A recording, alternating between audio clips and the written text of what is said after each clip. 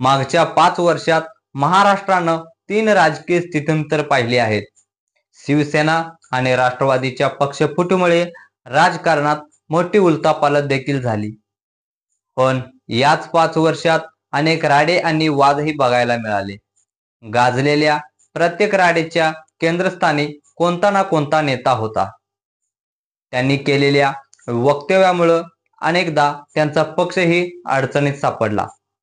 राजकीय राड्यामुळे चर्चेत आलेले हे नेते आता विधानसभा निवडणुकीच्या मैदानात उतरण्याची शक्यता आहे.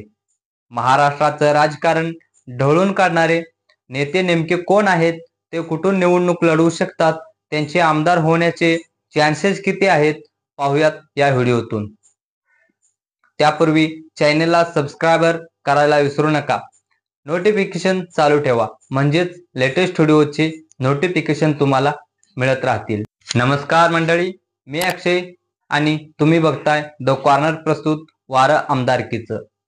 विविध कारणांनी चर्चेत राहिलेल्या पहिले नाव आहे ते म्हणजे गोपीचंद पडळकर. मागच्या अनेक वर्षापासून पवार कुटुंबांचा विरोध हाच पडळकर यांचा राजकारण बेस राहिला आहे आणि शरद पवार, अजित पवार, सुप्रिया सुळे, रोहित पवार त्यांच्यावर अनेकदा टीका केली आहे.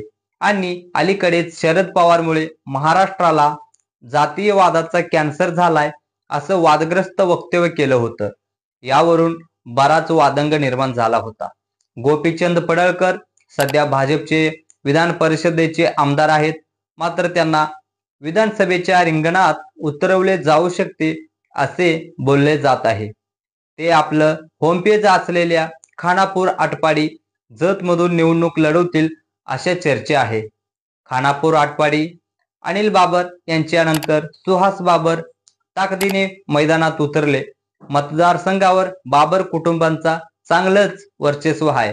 अनिल बाबर इथून 4 वेळा निवडून आले होते. बाबर कुटुंबांची ताकद बघता पडळकरांनी तिथून काढता पाय घेतला असल्याची चर्चा आहे. त्यामुळे ते जतमधून निवडणूक लढवू शकतात असं बोललं जातंय. त्यासाठी अलीकडे त्यांनी जिल्हा परिषदेतील गटनिहाय बैठका घेत जतचा दौरा केला होता. त्यांना जतमध्ये विद्यमान काँग्रेस आमदार विक्रमसिंह सावंत यांचे खडतर आव्हान असल्याचे बोलले जात आहे. पडळकर यांचा राजकीय प्रवास रासप, भाजप, वंचित आणि 2019 मध्ये पुन्हा भाजप असा राहिला आहे.